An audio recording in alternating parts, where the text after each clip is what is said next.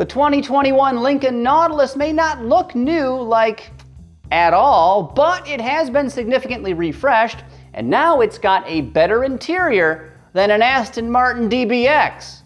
What?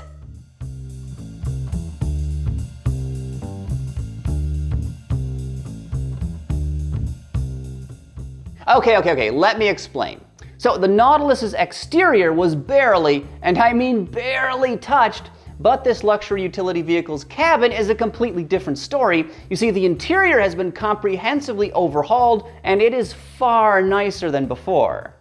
The old cockpit has been tossed in the trash like a used sandwich wrapper, replaced by something much more inviting. With a horizontal layout, the reworked dashboard brings to mind the interiors of larger Lincolns like the Aviator and Navigator, which is not a bad thing. But how the hell is a gussied up Ford Edge better than a frickin' Aston Martin DBX, which starts at $180,000? Well, there are several ways, and the most obvious one is technology. You see, the DBX is saddled with a prehistoric Mercedes-Benz Command Infotainment system. Yeah, it's like a decade old, literally. Now, this ancient multimedia array with its tired graphics and outdated user interface is displayed on a 10.2-inch screen on the center stack, and that is augmented by a 12.3-inch digital instrument cluster. Now, at long last, Apple CarPlay is offered, so hooray for that! And as for Android Auto, well, let's just say you'd better have an iPhone. In comparison, the Nautilus boasts of a 13.2-inch touchscreen, the largest in Lincoln history. It is home to a modern Sync 4 infotainment system that's not only speedy, but beautiful thanks to a new visual theme called Constellation, which is designed to resemble the evening sky. This Lincoln also supports wireless Apple CarPlay as well as Android Auto, plus, just like the DBX, it has a digital instrument cluster. The Nautilus even lets you use your phone as a key so you can leave the clunky fob at home. Of course, the DBX has a beautifully designed interior with lots of high-end leather and fancy stitching holding everything together, and it looks primo and is plenty spacious with a big back seat.